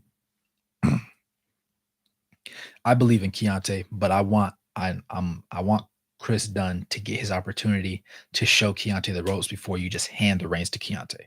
THD isn't going to show Keontae the ropes because he didn't show anybody the ropes today, or really for the most of the preseason. He did have a couple good games in the preseason, though. I'm not going to sit here and act like he's dog water because he's definitely not. He's just, like I said before, a dull Swiss Army knife. It's great to have, but if it's dull, there's only but so much you can do with it. Mm, what's a young team besides the Thunder that's on like a similar year timeline gap as this team right here? Because I was just roughly looking at the schedule. I don't have a picture of all the teams up in front of me, so I'm definitely probably forgetting somebody, like maybe the Cavaliers. But I feel like the Thunder are the closest team, talent and opportunity wise, to the King, or excuse me, to the Jazz, as far as their ability to win a championship once LeBron, KD, Steph, once they're all either old and gone or gone. Excuse me, old or gone. Yeah, but I don't know. It remains to be seen. Been on for an hour and a half, man. I love it. So which guard should the Jazz trade to create some space in the lineup? I love Colin Sexton, but as much as I like him as a player, I have to understand that he's not being able to be the player that he wants to be on this roster. Just because of the depth that they have at the guard positions, and he's not great in he doesn't if he's not starting and he's not scoring a lot of points for you, defensively, it becomes kind of a negative depending on who the opposing team you're playing is. If you play a team that has a great backcourt, he's going to become a liability on defense because he's not big enough. He'll give you the effort and he'll fight tooth and nail against anybody. He could get caught in a pick and roll and get put on Anthony Davis. And he gonna sit there and put both forearms in Anthony Davis's hips and try and shove him forward. Now, Anthony Davis might break his hip in that situation, but he's going to give effort, but at the end of the day, he's not capable of doing but so much if he's not starting. So since we aren't starting him and THT are my two. Because especially if we decide to trade for a guard that's more of a playmaker, it's going to make more sense. Four guard lineup where we have four guards on the court at once. Oh, I understood you. I think I just did not answer the question entirely. That is my fault. Give me 1 second. Let me look at this. I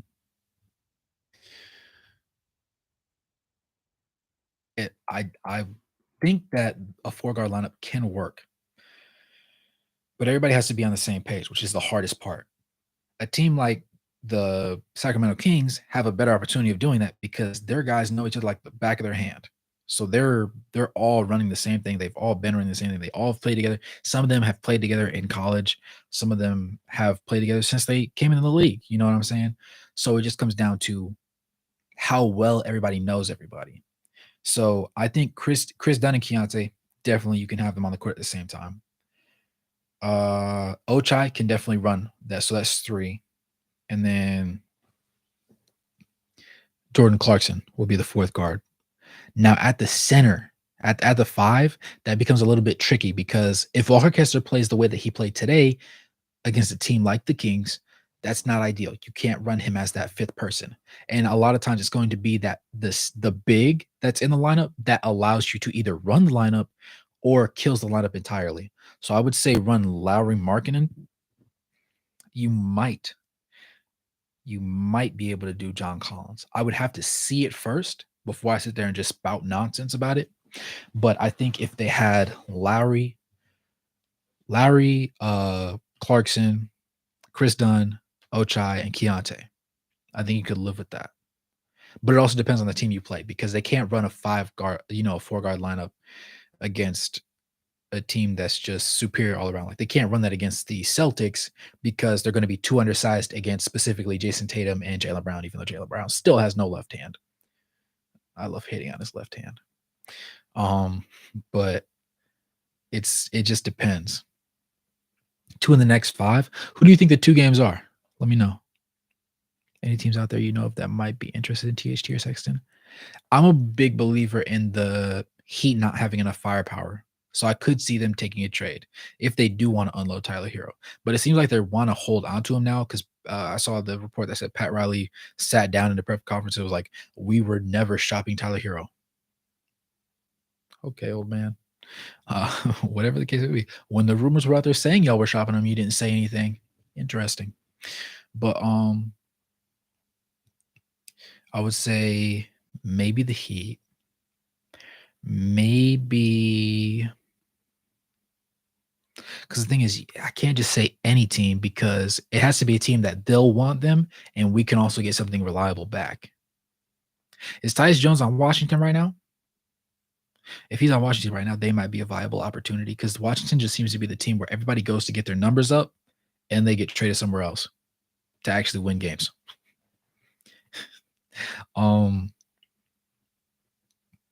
Not Charlotte, not ATL. How do y'all feel about DeJounte Murray? Let me know. I feel like DeJounte Murray and Trae Young, it's a nice pairing, but I don't think they work as well together as people originally thought that they would. Like they're both individually great players, but DeJounte Murray is a different type of player in totality, like, yes, they're both immaculate passers. They were both at one point the top 2 assist leaders in the league for a season. But DeJounte Murray, hands down, is a much better defender. Now, maybe it's because he played for the Spurs to start his career out because they have a bigger emphasis on defense. But low key,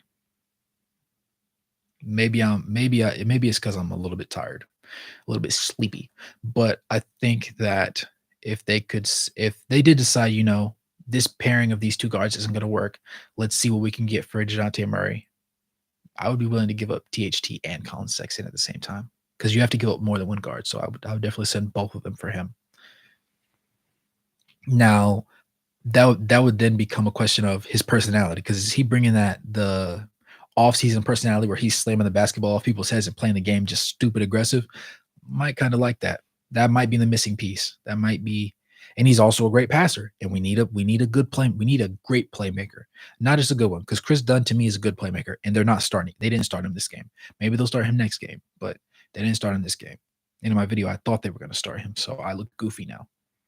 But I think low key, Dejounte Murray would be a very good trade. You said 2 thumbs up. I would like to see it low key.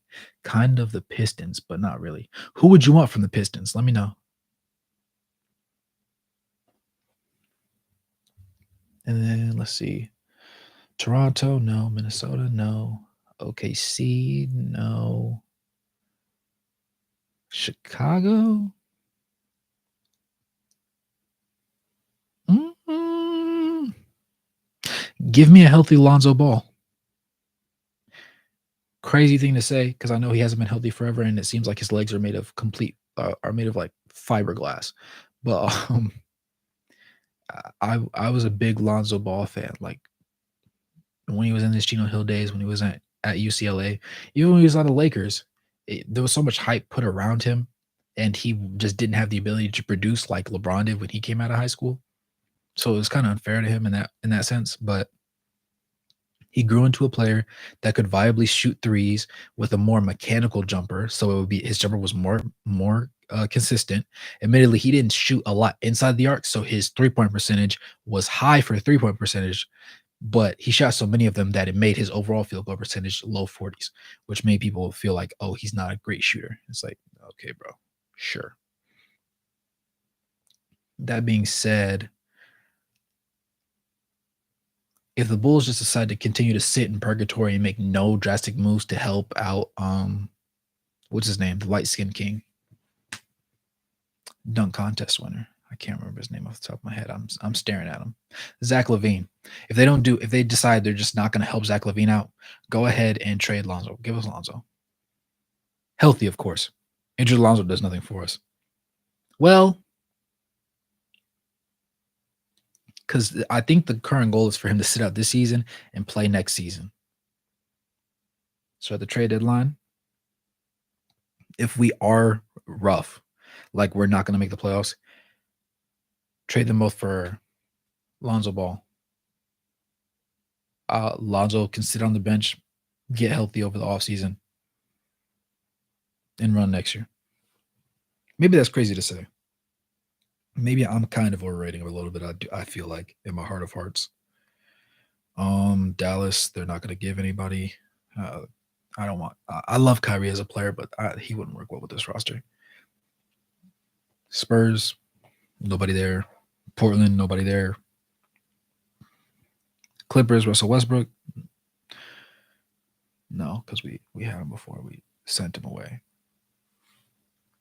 So yeah, I guess just who I said, the Bulls and who was it? In Atlanta. Bulls in Atlanta. I'll be having KO in Atlanta. That's interesting. This is interesting. Okay. I can see that. Yeah, I see what you're saying. That's definitely reasonable. Yeah. I remember when Markel Fultz just randomly forgot how to shoot the basketball, or that was the official story. I'm glad he's doing better now, though. He really carved out a spot for him. Has an insanely good contract too. What is his contract? I know it wasn't wild. I just didn't remember how good it was.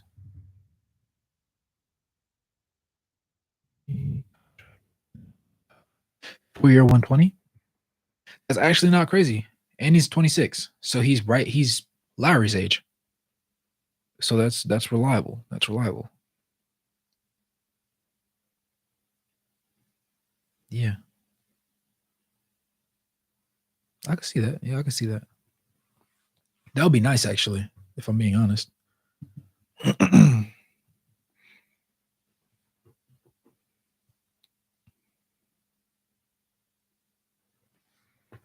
Let's see.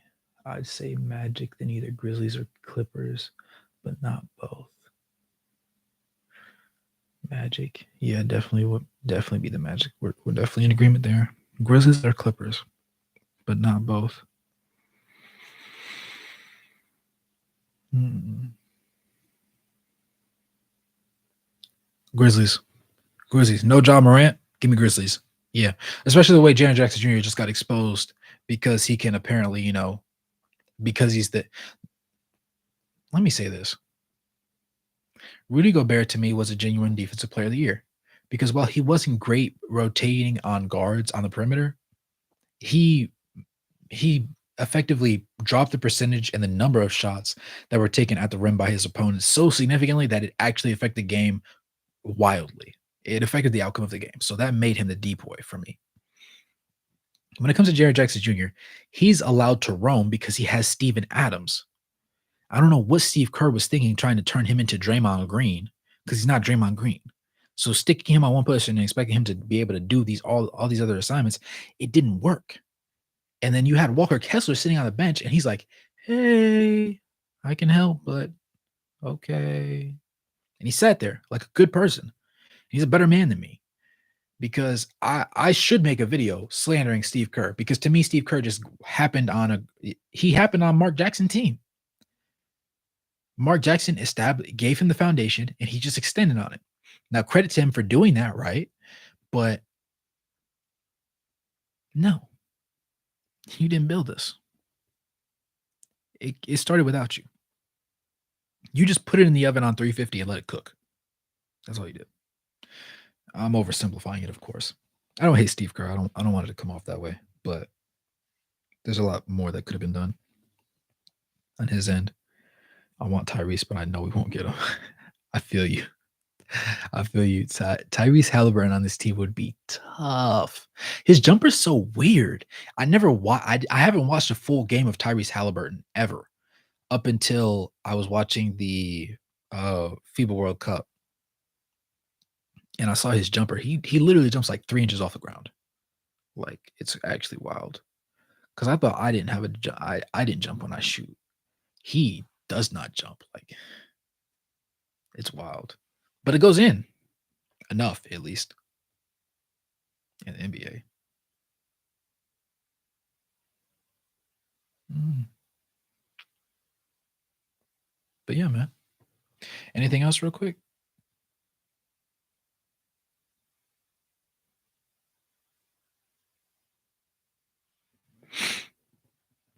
Sorry, that was when you were asking about the team's age. I was saying Pistons. Okay, okay. It'll be interesting. The Pistons and the Magic are kind of like teams that nobody ever cares about. Like a lot of people don't care about the Jazz unless you like stay in Utah because that's like the only team in the area. But like Orlando's in this weird situation where they're like what one of three NBA teams in the state, and the other two teams always do better than them, so they don't. Jaden, yeah, okay, I can see that.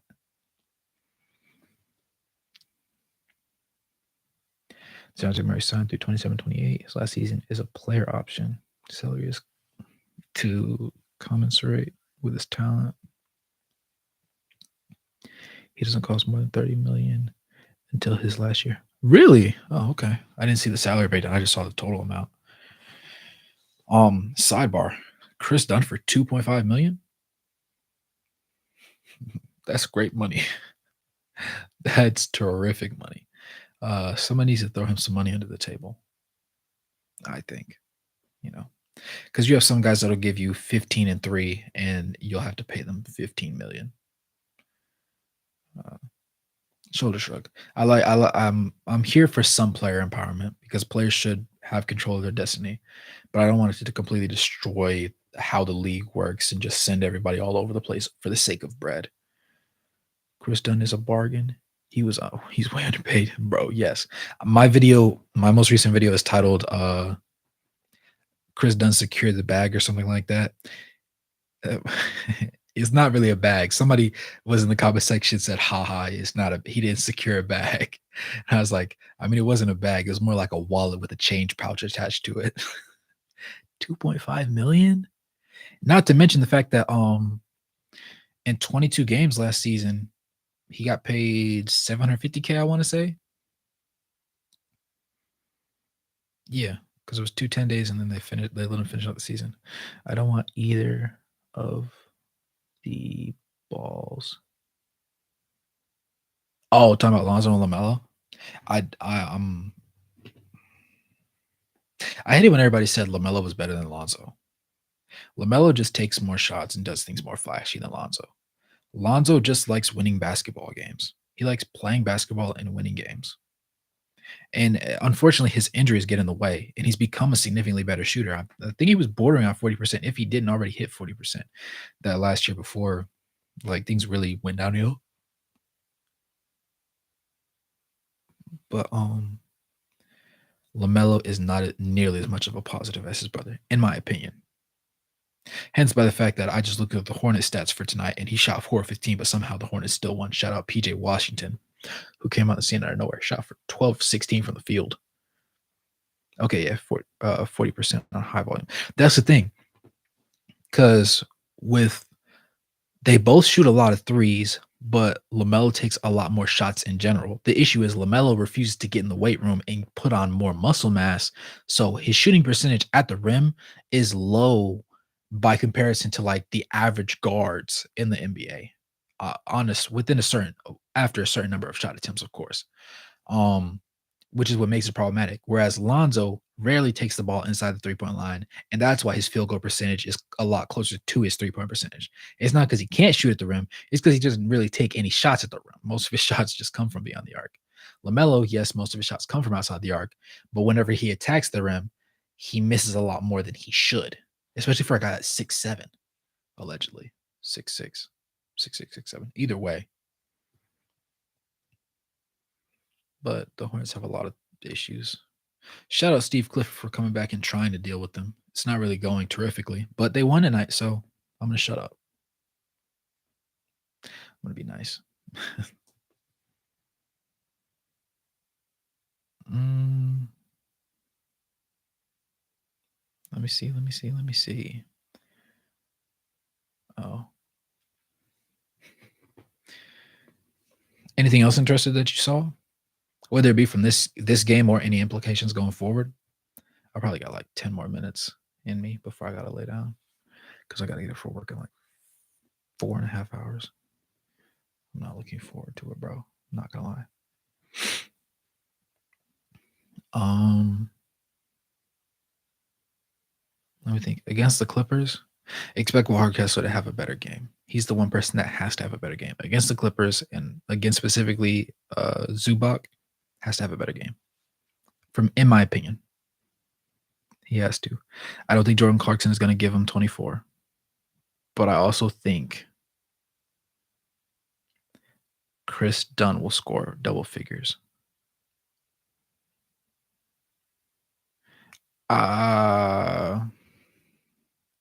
John Collins' ability to play effectively will determine whether or not the game is close, though, because obviously they can't win the game without Lowry.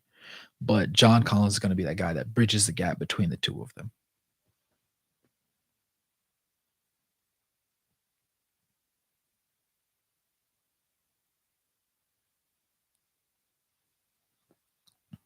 We probably ought to let you get to sleep. Thanks for all that you do. Oh, thanks, man. I mean, honestly, I have the most fun just talking about basketball. It's a lot easier. Would you trade Lowry for a Gobert type package? I actually gave that a little bit of thought, and I say no right now. I would have to see another year, maybe year and a half. Come next year's trade deadline, next season's trade deadline, I might think about it. If we're still rough, I would think about it because that means Lowry hasn't improved in playmaking and creating his own shot. So that would mean that he hasn't improved enough to push us to that next level as a team. And then you have to ask yourself, well, how many more 25 point per game seasons can you get out of Lowry? Can he last another can he give that to you another 4 years? If you think he can, you might want to keep him because then by that time, Keontae George and Walker Kessler will be significantly better players. John Collins will obviously still have his niche role. Jordan Clarkson will be in the twilight years of his career by that point.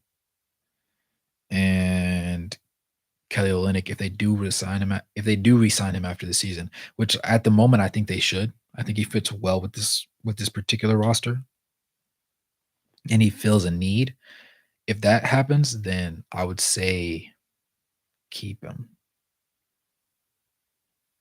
But if things are looking bad and it looks like you're just if it looks like you're just in rebuild mode after next year comes trade deadline, go ahead and make that shop. Aegis Celtics here. Yeah, man. I think about that a lot, and I like Danny Ainge as a organizational centerpiece just because of the things the sorcery that he's able to do. I don't know if he has blackmail on people or what, but he does a lot of stuff. I think Lowry could be our Horford.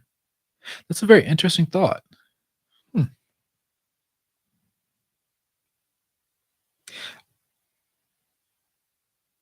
I like what you think about it. I like what you think about it.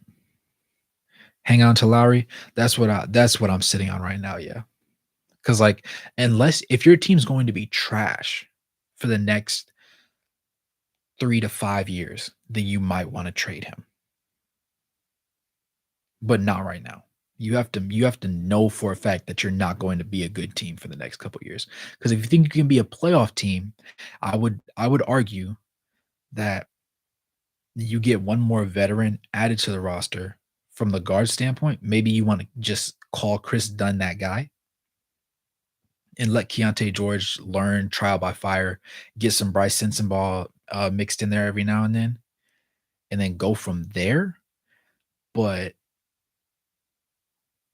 I would hang on to it. He said, and Lowry is perfect because he's a star that doesn't need the ball in his hands. One day we can cash in our picks for a star that could compare with Lowry. That is true as well. I think part of the reason like Lowry has no ego. And I think that's one of the big things about this team. This team as a whole has no ego. There's no a-hole on the team. There's no guy that says, I'm the guy, everything comes through me, I'm the boss. There's no guy on this roster that does that.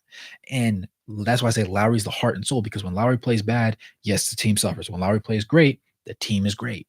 But he's also accountable like as a team's leader, he's always accountable. You'll never hear anybody on this roster say, well, the coaches don't always put us in position. Well, so and so did this, or the other team was just that much better. You're not going to hear that. You're going to hear, we need to do da da da. We need to get better at this. We need to get better in transition defense. We need to get better at 3-point shooting. You're going to hear we.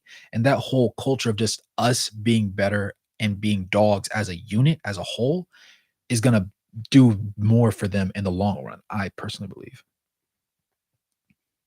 Also a great partner for Keontae to learn with. Yes, that I yep. I agree.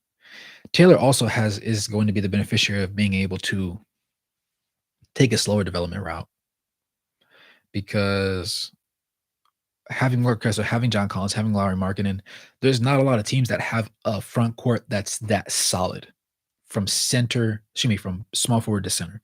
There's not a lot of teams in the league that have that. Now, they didn't play up to their potential this past game, but on their best days, going toe to toe with every other team's front court, you can't name but more than like what? I'll say 5.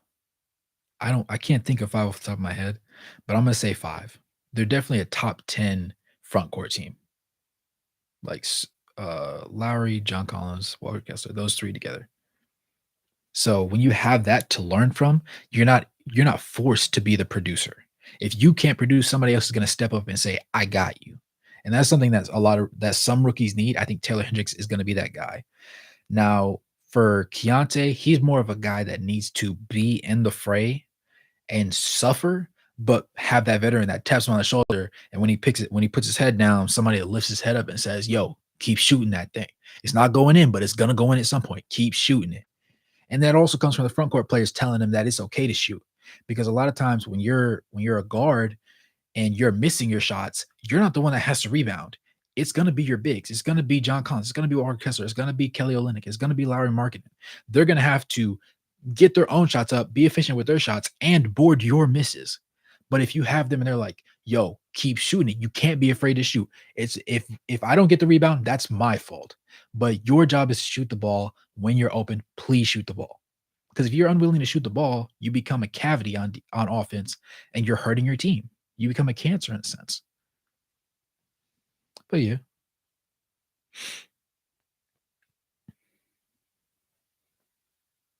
yep.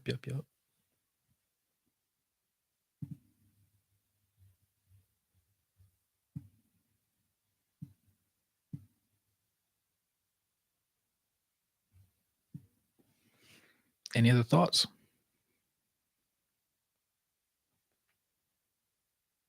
I need a haircut. It would make my videos look better.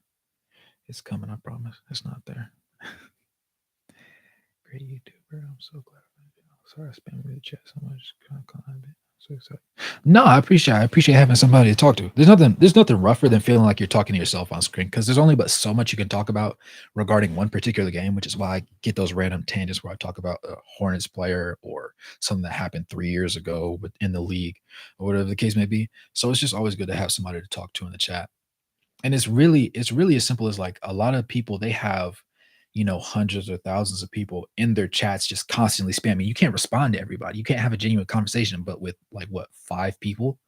So when I have the chat, like I think the high today was 14, 15. You guys, like it was still good because you guys were all active and I could actually like read through the list and go through each talking point. It gave me something to talk about. And instead of being live for 20 minutes, which is what I was originally planning on being, I was able to be on here for like almost bordering 2 hours now. And I'm not bored doing it. And that's another thing. It doesn't feel like a chore. It feels like I'm just talking to the guys. It's the beginning of the season, so I've been a bit chatty because it's been months of silence. I'll calm down here. No, you're good, man. Plus, it's nice to have NBA basketball back. What can I say? I'm appreciative. I'm appreciative. But that'll do it for me, guys. Trade THT and Sexton. Yeah, yeah. I say trade both of them. Oh, hey Matthew. I don't think we've talked before, but yeah, we were just actually talking about that a couple minutes ago. Yeah, THT and Sexton.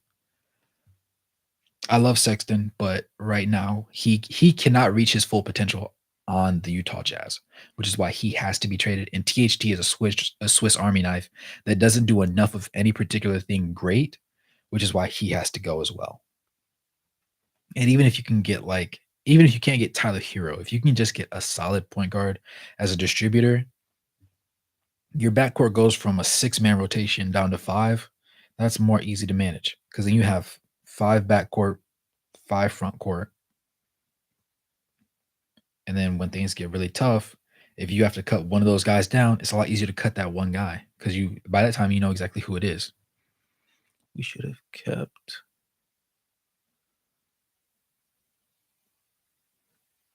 I could see that. I could see that. Yeah, I could definitely see that. Oh yeah, no problem, Monty. Monty, is that your first comment? Monty, did you ask a question earlier? I'm suspicious. No, I'm playing, but I appreciate you guys. When is the next game actually? What day is that? If it's this weekend, that'll be a very poor show for me. If it's Friday night, that would be nice. Um, it's- oh, tomorrow. Well, tomorrow then Saturday. The Suns one I won't be live, but tomorrow we'll do it. We'll do it again in 10 hours. Not what the heck? Not 10 hours in 20 hours ish. Well, for the next one. Yes, sir. All right. I'll catch you guys. Oh, I gotta do the same, man. Good morning, good evening, good night, no matter where you're on the globe watching. Thanks for tuning in, and I'll catch you guys in the next one. Peace. Should I cut that out of my videos? I feel like it's kind of corny sometimes to say. I don't know. It just depends. Is it corny? No? Oh, well then I'll keep it. Yeah. I didn't know because I want to have my own little thing, but I don't want it to be like cringeworthy or like, bro, why does he do this every single video? He just needs to cut it out. That's a waste of time. Um, but yeah, that's like my little go-to thing. I think I'll keep it. If you guys like it, I'll keep it. But yeah, man, y'all get some rest. Those that have work, have a good day at work, man. I'm about to be right back at work with you.